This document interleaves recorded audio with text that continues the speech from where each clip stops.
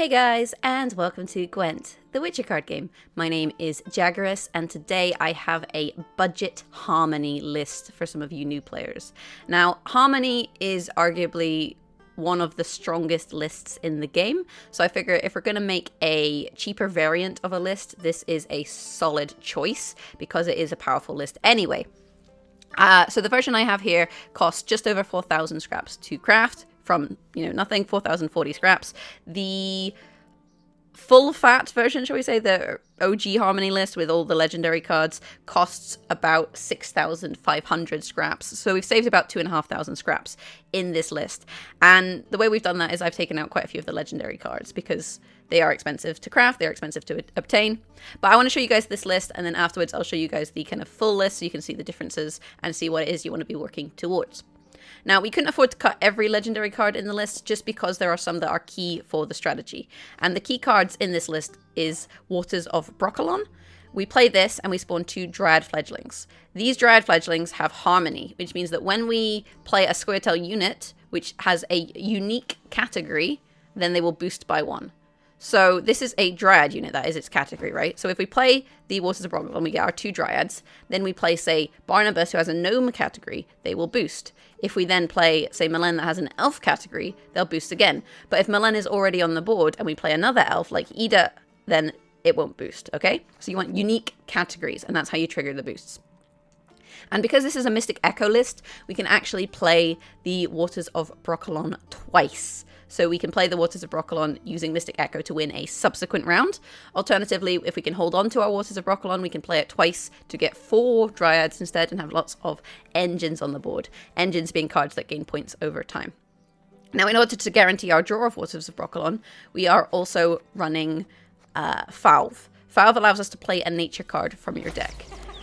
So we can play Fauve, and then we can play Waters of Brokilon from Fauve.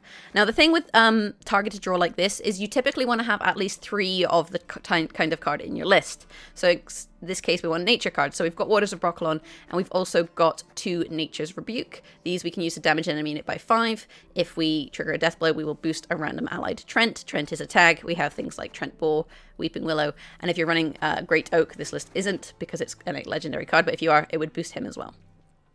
Now, if you're looking to upgrade this list off the bat, I do want to talk about Call of the Forest, because this is another nature card, and this makes your Waters of Brokilon even more consistent, because this plays a Scoia'tael unit from your deck.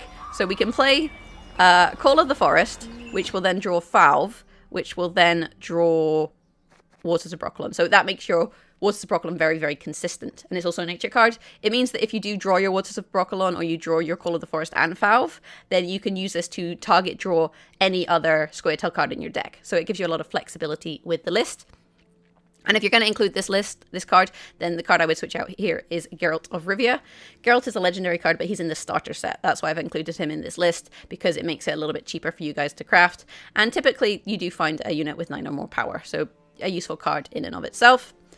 So replace Geralt with Call of the Forest when you can. That's your kind of first upgrade. So let's have a wee look at the rest of the list. In terms of cards that are from the starter set, we also have Pavko. Pavko Gale, he has human tag, so we can use him to trigger the Dryads as a human. We play him on the range row, and he damages a unit by 1 once per turn. If you control only Scoia'tael units, then you damage a unit by 2 instead. And this list, if you have a look, does in fact contain pretty much only Scoia'tael units, except Geralt, so play Pavko, but bear in mind when you play Geralt, it will reduce his damage. The other starter cards, we have Ida Mean, so we play her, and she will purify a unit, so that will remove a status, things like lock, things like bleeding, things like poison, we can use that to remove those, or we can play her on the range row and we can give an allied unit vitality. So kind of a little bit of flexibility there. We also have Malena, who when you play on the melee row damages an enemy unit by 4. If you play her on the range row, you damage 4 enemy units by 1. So this is elves, so we've got elf tags and we can do that. So those are your kind of starter cards, the other one being Dwarven Skirmisher down here. Melee, he's a dwarf, so we can use him to trigger with a dwarf tag. He damages an enemy unit by 3. If it survives, boosts self by 1. Okay, so let's go on to the epic cards. So here we have Barnabas Beckenbauer. Just rolls off the tongue, doesn't it? Boost an allied elf, dwarf, and dryad unit by 2. So once we have an elf, a dwarf, and a dryad on the board, we can then use this to boost them all by 2. Gives us 12 points for the play and a gnome tag. So we can use this for a gnome tag. Other options for the gnome tag, we have Percival Schuttenbach, who has Harmony 2. So he's a Harmony unit, but every time you trigger Harmony on him, he's going to boost by 2 instead. So he could be a useful card to play for winning round 1 and then saving your Waters of Brokilon for round 2 or round 3. Next up, we have Weeping Willow. So this is a Treant. It has Harmony, so it's a Harmony unit. So once we've played this, we play other tags. This guy's going to boost 2. We play him on the range row, we can poison an enemy. We play him on the melee row, we gain a shield. Typically, you're using this for poison. Then we have the Treant Boar. This is another engine. And basically what happens is when you play this, if you have a Dryad on the board, you will gain Zeal. Now, when he's on the range row, so typically when you play this, you play him on the range row when you have a Dryad. You put him on the range row, he gains Zeal. And then you click him, he moves to the melee row, and then you damage an enemy unit by 2. Then on the next turn, he'll be on the melee row. So then you click him, and he'll move back to the range row and heal himself. And this card synergizes really, really nicely with Malena. Malena has Zeal, which means you can use her ability from the turn you play her. And her order is that she moves a unit to the other row. So we could play the Treant Boar with Dryads, move it to the front row, deal 2 damage. Then on the next turn, play Malena. Use Malena to move the Treant Boar back to the range row, then use the Treant Boar's ability again to deal 2 more damage. We can also use this to fix the rows of units. Say our opponent has moved Pavko onto the melee row to counter him. Then we can use Malena to move him back and re-enable him. So this is a really flexible card, and it's a really solid inclusion in Scoia'tael. So we have our tactical advantage as our stratagem, and we're typically going to use this to protect certain cards. Things like Pavko, for example, are good targets to protect. The Treant Boar can be good, although he does heal himself, so he has some kind of usefulness there. But also we've got these Hawker Smugglers. Play them on the melee row, human tag again, and every allied turn on turn end, they're going to boost a random unit in your hand by 1. So we can consider this a way of giving yourself carryover to the next round. Because you're boosting units in your hand, if you don't play those units, those points will carry over to the next turn. And these are melee row locked, so again, we can always fix them with Malena. Then we have some more Harmony options. We have 2 half-elf hunters. These are Harmony elves. When you play one, they spawn an elven deadeye on the row, so you get your 3-point elf and your 3-point deadeye. We then have the Nature's Rebuke. I've talked about that already. We have 1 Forest Whisperer. This is typically used for poison. Play it on the melee row, give an enemy unit poison. Although you could then move it to the range row with Malena and also trigger the order to give an allied unit shield. We have 2 Dryad Rangers. These are Harmony Dryads. They apply poison to a unit. So again, more poison for removing. Basically, you put poison on a unit, and if you poison again, it dies. So if you're not sure what poison is, that's what it does. We have our Trained Hawk, which is, again, Harmony. So when we play more tags, this is also a Beast tag, so we can utilize that tag. We play it on the melee row, we can damage an enemy unit by 2. We play it on the range row, we can move an enemy unit. So we can use this to move our opponent's row-locked units to disrupt them. Same with Malena, so moving units very, very useful. We also then, last but not least, have 2 Muharram Marauders. These are dwarves. When you play one, it gains vitality for 2 turns. If you already have one on the board, you'll trigger Bonded, which means he has a friend, and gains vitality for 4 turns. Right, so that is your budget Harmony list. So without further ado, I'm going to jump into a game, and I'm going to showcase the budget variant in action for you guys. And if you like this deck, don't forget to leave a like, and I'll have a link in the description to Team Leviathan Gaming, which is the team I'm part of. They have a meta report, so if you want to kind of have a look at what's going on in terms of decks, they have a lot of lists on their site. So let's get to the game now.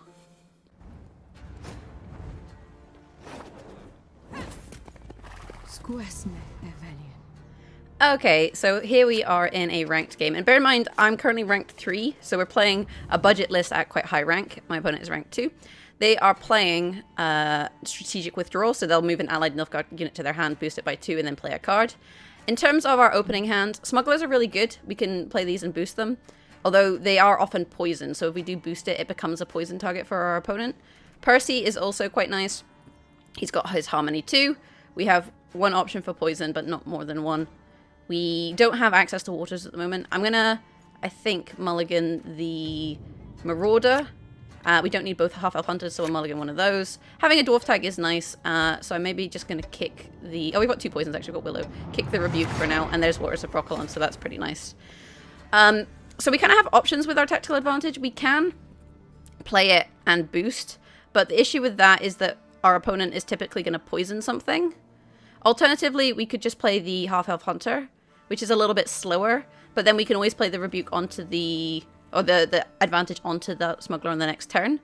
And then we also have Percival. We do want to play him, but again, because we're against Nilfgaard, we don't really want to poison things, especially as we don't currently have Ida to purify. So I think I'm going to open with the Elf. If I wasn't against Nilfgaard, I probably would have just opened with the Smuggler and then maybe used a tactical advantage, or maybe played Percival. You know, have different options for how we choose to kind of play out this round. But as it is, we'll just take a slow play for now and kind of eye up what our opponent is up to. Okay, so they're having a look at our top 3 cards. And they've put Fauve in the graveyard, which is actually fine because we drew our Waters. That doesn't matter too much. I guess he feels like he's kind of messing with our strategy, but he's not really. We could just play this and not use the boost. I think I like that. I'm going to play the Smuggler for now and just hold on to the boost. Because as soon as we boost something, we're giving him a poison target. And we don't really want to do that. Unfortunately, he does have Tourney Joust to remove it. So that's, you know, slightly frustrating. But it's kind of par and parcel with that card. We did get 1 boost, so it's not awful. We'll now play Percival. Because we're not playing Great Oak, which relies on row stacking, you want to spread your units out across rows as much as you can. Hopefully he doesn't have Assassination. Assassination deals 6 damage. Okay, so Viper Witcher, he's going to reveal the top card from our deck and banish it. I mean, I guess he knows what's at the top. Treant Boar. So he's kind of getting rid of our good cards. But I think we're quite happy to just continue to play Harmony strategy at this point. So let's play our Dwarf, because this is again a new tag. And damage the Witcher. We still have a Beast. We still have a Dryad. So we have a Treant as well. So we still have lots of options for this round. Even though we did lose out on a couple kind of core cards. And again, just banishing all of our cards. He has had a look at what they are with the Treant. Oh my god, we had a stacked top deck. We had Fauve, Treant Boar, and Ida. This guy has no chill, man. Absolutely none. So let's just play this for damage, I think. So play the Hawk. We'll damage this. And then we're going to use the boost. I'm going to use the boost onto the Dwarf, because he's the smallest unit on the board. So in doing this, we don't create a great big target for the poison. I mean, he can already poison Percival, so we're not overly concerned about that. And I am comfortable expending the poisons this round with the Dryad and with the Weeping Willow, but I do kind of want to wait until my opponent starts to commit, because like you see the point difference here, we are up 22 points. Okay, so he's doing some kind of like mill strategy by the looks of things. Not hugely worried about this. If we poison this though, he may pick it back up. Which could be annoying. Oh, actually no, it's 2 allied turns. We'd have to kill him in 1 turn. So we don't have a way of killing him in 1 turn. But we aren't playing anything particularly tall. So if we do draw a card and set it to 1, it probably isn't hugely problematic for us. I think for now we'll just poison this. I'm quite content with the state of things.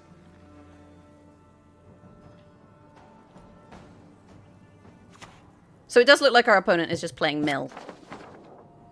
Ultimately. So I guess he burns Percival. So he's trying to draw out all of our cards. That's his strategy. But it doesn't really matter for us because we're not target drawing too much. Okay, so we lost Percy, but that's fine. And he's going to replay that and I guess burn the 8. I'm not overly concerned because we're not running too much target draw anyway. We're just going to 2-0. So if a deck is running like this where they try and force you to draw all of your cards. Oh, and he went to the Ranger as well. Well, that's quite nice. We got a 1-point bird. But we can use this to trigger Harmony, so we're not hugely concerned here. This would have been a good poison target. But never mind. So let's do that. We'll play this on the range row. Poison Strebog. And then we're up 34 to 11. And this is where we can consider passing, but against a deck like this where they're trying to make you draw your cards, you don't really want to give up control, because then they could put you into round 3 where they can try and get rid of all of your cards. Okay, so there's the pass. So we pass. And let's see what we draw into. Ideally, Barnabas would be nice. Geralt would be nice. Smuggler would be nice because it's going to be a long round. There are some good options. Geralt, that's good against Tibor. Hawker Smuggler, Barnabas. I actually think I'm really happy with these draws. I mean, we could mulligan the Beast and try and find a new tag, such as a Elf. Well, actually, we've got elves. It would be a dwarf. No, I think we stick with this. Even though this is only 1 point, I think it does still provide quite a lot of value. So, opening play. We'll just play the smuggler for now, I think, and see what our opponent does. And then, after this, we can look to start playing the Waters of Brokilon. And you kind of have a choice. You could play one Waters of Brokilon and then wait and then play a second Waters of Brokilon and the smuggler. And that's also a valid strategy, to be honest. There's a lock. Okay, so we can... Oh, no, we can't purify. I just got to disable him. Helps if I know who my cards are. Okay, so let's play a Waters of Brokilon. And we're just going to really push this for a 2-0 because of the deck that we're against. Typically, what I would say is you can maybe play one Waters of Brokilon and just kind of bleed and see what your opponent is doing, or you can kind of dry pass. So we have nothing good in our deck, which means that this Cantarell has really limited value. I mean, he does get to kill one of our fledglings, which is a little bit annoying. This is a human tag, so we don't have to worry about tags. So I think what we'll do now is we will play the Mystic Echo, play a second Waters of Brokilon, and then we will play Malena as an elf tag, and we don't need to move anything here. So we're just going to end our turn.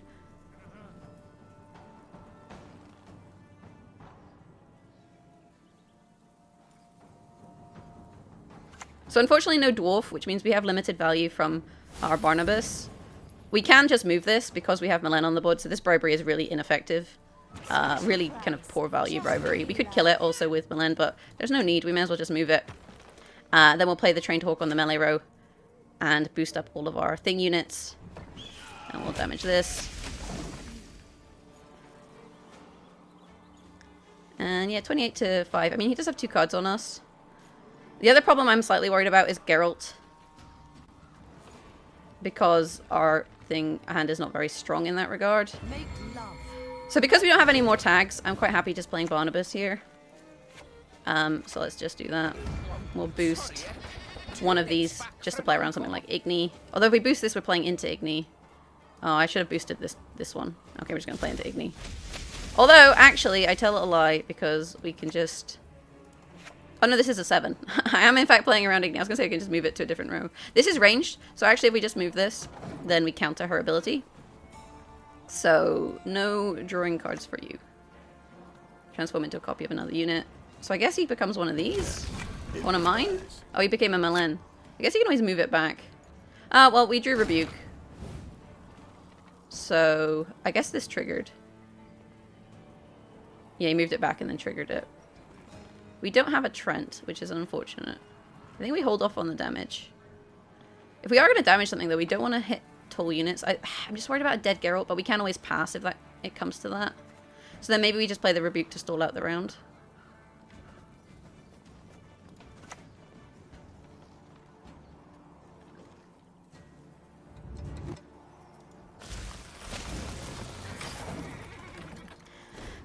It's difficult because this is the tallest unit, and if he boosted it, then we would have something for our good friend Geralt. Ah, and there's a 5. Okay, that's really annoying. That's really annoying because I just played the removal. Like, I just played literally the removal. Actually, I tell a lie, we can move it. Yeah, we move it and we kill this with 1. Oh, we have a counter. Right, play that. Move it to the other row. Play this on the range row. 1, 2, 3, 4. Ping everything by 1. Now he can't move it back. Get wrecked. Get wrecked. This is a 3-point card. Okay, so he is really milling us is our problem. So we want to make this round go as long as possible and get as much value as we can. There's a dwarf tag. So let's just play this. This is going to trigger all of our harmonies as well. So actually this is a really good draw. Like 4, 5, 6, 7, 8 points there. Don't hate it. Plus 2, 10 points. So he drew us 10 points. Okay. So we're going to summon something garbage. And I think at this point we're not going to draw into that many cards. So we're just going to play this for 3 points. It's not ideal. You know, we don't have a tall unit to destroy. But I think we just have to play it for the points. Just because we're only going to draw into 2 cards. So we would be at a disadvantage anyway. There's Tibor. So he's going to pull a 3 or a 4. So that's a 10-point play for him. But I think we're still too far ahead. Ultimately. Yeah. Try and mill me. Do it. Absolute cretin. This is why you don't play mill.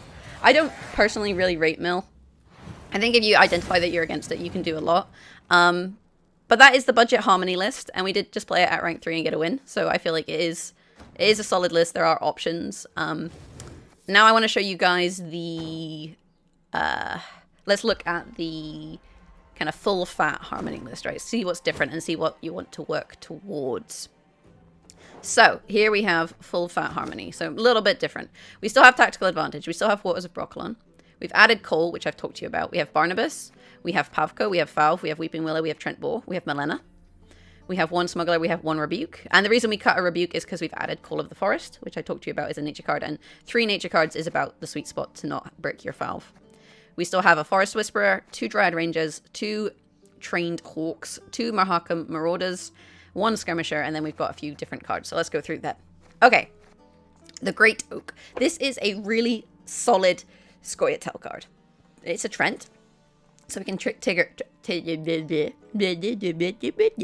we can trigger harmony as a Treant, so we've got that. You damage an enemy unit by the number of cards to the left, and then you boost self by the number of cards to the right. So you basically play a load of cards, and then we play this as a finisher. We can also play it for removal. You want to stack your cards. So let's say you have 5 cards on the row. If you play it on the far right, you're going to deal 5 damage. If you play it on the far left, you're going to boost by 5, and you can kind of decide where you want to place it to maximize the value. We have Call of the Forest. I've talked about that. We have Figgis. Figgis is a really nice option. He adds dwarves to the deck. He's also a defender.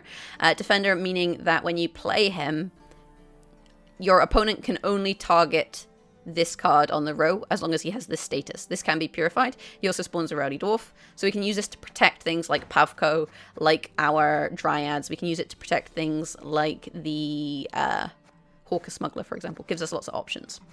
Next up, we have, what else is new? I mean, I guess that's it from the gold package. But this is legendary. This is legendary. This is legendary. Oh, there's 2 reveal as well. And the yeah, basically we added a bunch of legendaries. So that's what makes it more expensive. To reveal. So we play her. She's an elf. Play on the range row, damage all enemy units on a row by 1. Play her on the melee row, damage enemy units at the end of the row by 2. People play into a row quite a lot, so this usually sees a decent amount of value. And sometimes you do just need the 2 damage, and that's nice as well. So this is quite a flexible card. Then into our bronze package, we now have a miner. He's just kind of a filler card. You play him, he boosts an ally unit by 2. You can use him to protect things. So you can play the miner, and then you can play, say, Pavko or something to give him a couple extra points. Just gives us some flexibility. Another filler card, the Vreehead Officer. I believe this is actually in the starter deck, so this one is a freebie. Play it on the melee row, damage enemy unit by 2. Play it on the range row, boost an allied unit by 2. I usually mulligan this. Plethora Bowman. So we damage an enemy unit by 1 for each row that separates it from this unit. So if we play this on the back row, and we target something on our opponent's back row, it does 3. If we target someone on the front row, it does 2. So that's kind of how you play that card. So this is the list, and it's more consistent because of Call of the Forest. It's harder to counter because of Figgis, and it has a really big finisher in the Great Oak. You can always play this on the final round as well. You know, if you play the final round, let's say you play Waters of Brokilon, then you play Great Oak. You've gotten 8 points from your Mystic Echo Waters of Brokilon. Then you boost them by 2, plus you get the Great Oak for 9. So that would be an 11-point play plus the 8, right? So it gives you a short round kind of option, and it's a very flexible card. Okay, so that's the list, and without further ado, I'm going to jump into another rank game, and I'll showcase this different list in action for you guys.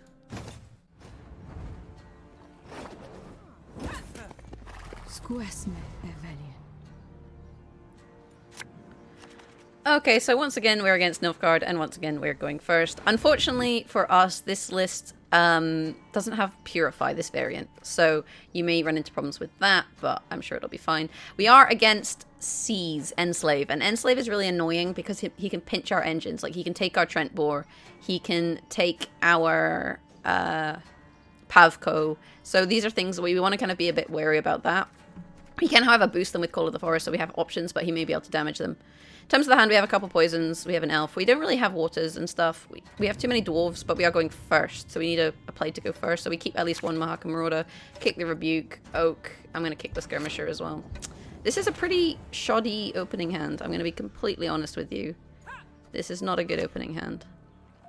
So let's play our Muharram Marauder for now. We would have liked to see more Harmony units. We would like to see, for example, maybe... Well, Smuggler's also a good opener, but, you know, Hawks, maybe Dryads, just options basically. But instead, we don't have a lot of... We've got one Harmony unit, I think.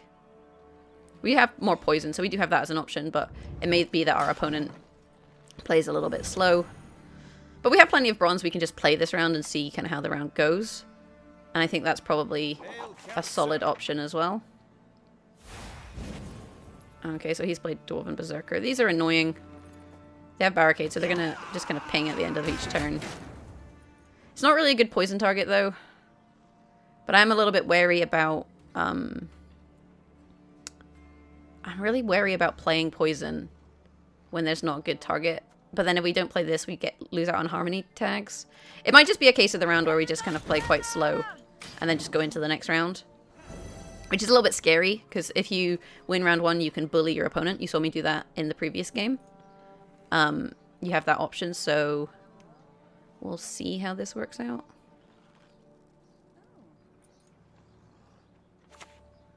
War Council. Look at the first 3 cards of your deck. Play one. What's he looking for?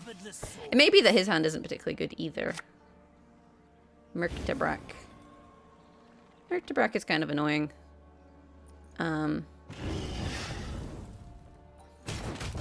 Okay, so I guess we could still play Harmony and trigger the elf. This is gonna give us what, poison 4? It's not horrific. It's not ideal, but it's not horrific. So maybe we just do that. So the issue is we're behind here, so I'm going to play the TA just onto the dwarf, so that if he passes, we're still ahead kind of thing. Although we can always, you know, go 2 cards down as long as we stay above 4 and then go into the next round. It's just a bit tricky. This is a hard list for him to bleed, though, so if he does try and bleed us, we can always play Waters of Brokilon once and then save the other one for the final round and regain our card. Also, this is an esports card back. You get it for buying the Gwent Open 2 bundle and supporting esports. Some of the cost will go to the prize pool, and also if you click on the Arcus pool, you can see he does things. So if we play this, it's a Harmony unit. It's a Treant. And then we can play other tags to boost him, so he could be our Harmony unit. So I think I'm okay with spending this. It's been a very slow opening round. I do still want to be a little bit cautious of this, because he can also enslave Figgis, which is really annoying as well. I have so many good targets, but then I guess I have that many targets, so if he does pinch 1, I should be okay. And maybe I should have actually held on to the Rebuke so I could rebuke whatever it is he pinched. That would have also been kind of smart. Wow, why you gotta be dumb? Why can't you be smart? Yeah, he really doesn't seem to want to commit too much. So this actually may be the Figgis. If we're worried about him stealing it anyway, we can play the Figgis, and he's a defender, so he'll block this. I actually do quite like that. It doesn't trigger any Harmony, but it does protect this from poison. And you might think, you know, this is an expensive play, but I don't want him to... Or I want to try and get his leader out if I can. Although if he has Damien, he could abduct this, then play Damien. And we'd be in a really awkward position. But then he would be ahead, and then I guess we pass, and then he doesn't enable Damien. Or he does. Ugh, this is so awkward. No Damien. Damien is cheating. Okay, no Damien. That's good. So you may go for a cow carcass. We rot tosser. You will not regret this. Yeah, there. Oh, Fangs of the Empire. So we can poison this. Do we really care? I don't necessarily think that we do. We could play this in the ranged row. Doesn't really help us. We play this in the... I guess we play this. It's an elf. And then we just kill this because it's an engine. The scary thing, I guess, is that he may have Rot Tosser. So having 2 poison units next to each other like that is annoying. Nah, he's passed. Okay, that's good for us. Because we managed to somehow pull a win out of this round. Somehow. I'm not entirely sure how, but we did. I don't think we want to go into a long round against Nilfgaard. I mean, we do have good options for long rounds, but we kind of start to run out of Harmony. This gives us Rebuke or Waters. Actually, this gives us Waters. We don't have enough poison, so maybe we just kick the Whisperer. Pavko. And then do we keep the Dwarf? Nah, I think there's better cards in the deck.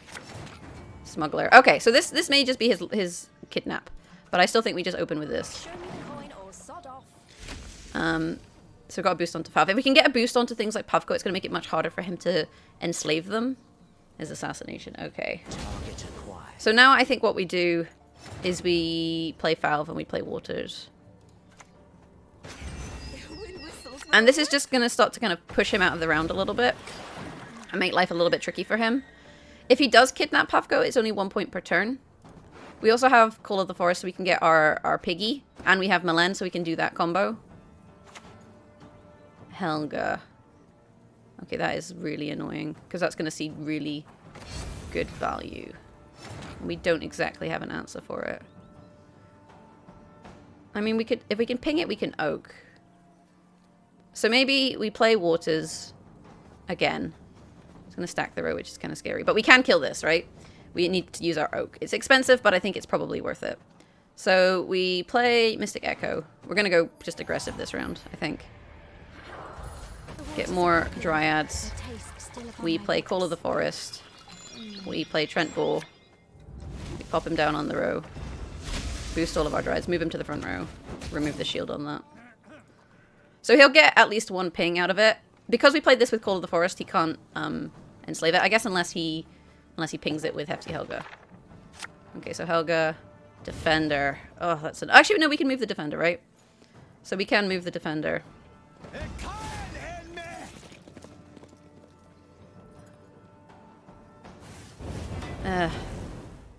This is going to be such a pain in the arse. But then he killed it, which means we have a new Treant. So it's not entirely awful. Like, because he's killed that, this is actually quite good for us. Because it's re-enabled the Treant with the trigger. As long as he doesn't have Igni. If we get Igni'd, we're just sad. But I think if you had Igni, you'd have played it by now. Okay, so now he can move units. I guess he can... Well, he has to wait a turn, doesn't he? Yeah, he has to wait a turn to move that back. So that's actually really good for us. So now we kill Helga with the oak.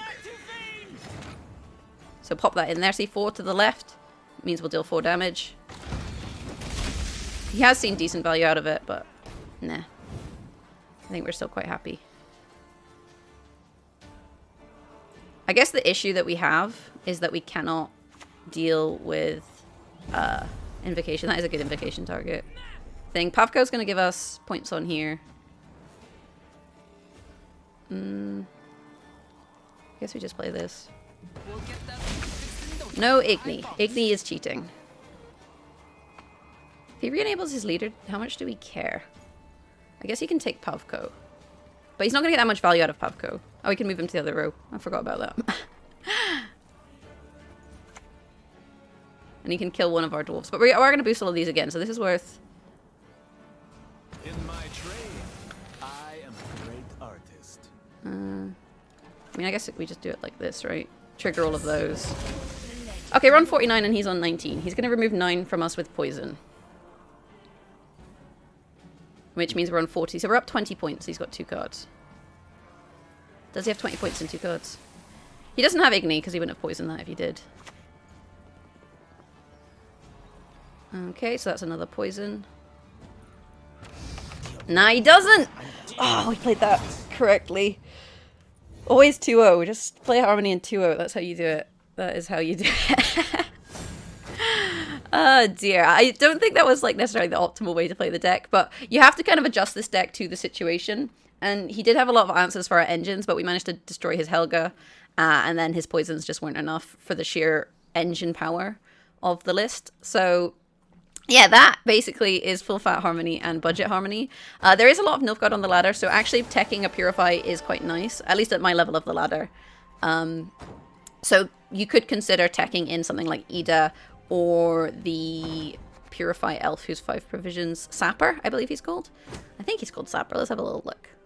Let's find out. Let's find out. But yeah, you can see it's a really solid list. It has a lot of versatility, and it's a really good list to climb with. So that's why even the budget version, I feel like you can do quite well with, if you like. In terms of teching this card in the Sapper, so you want to take out something that's 5 provisions.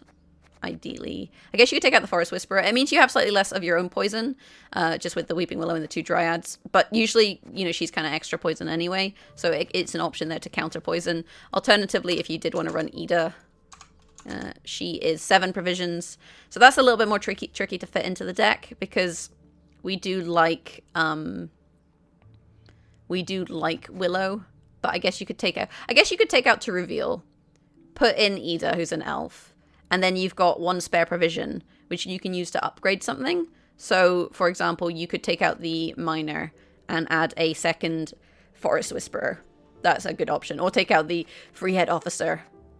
You could also add another Sapper if you want extra Purify. So you've got options with how to adjust the list. Anyway, I hope you guys did enjoy the video. If you did, maybe leave a like. Let me know what you thought in the comments below. Is this too expensive for a budget list? That was my only concern, because it is 4,000 scraps, but then the main version is 6,500 scraps, so I do think it's a lot cheaper. And the other thing is, I feel like you can't run Harmony without running Waters of Brokilon and at least Fauve. So that's why I've kind of done this the way that I have. If you'd like to see more budget content, let me know in the comments below. If there's anything I could do to improve this sort of content, let me know as well. Beyond that, thank you so much for watching. You can find me on Twitch, twitch.tv/Jaggerous, and on Twitter @Jaggerous. Have an awesome day, and I'll catch you in the next one.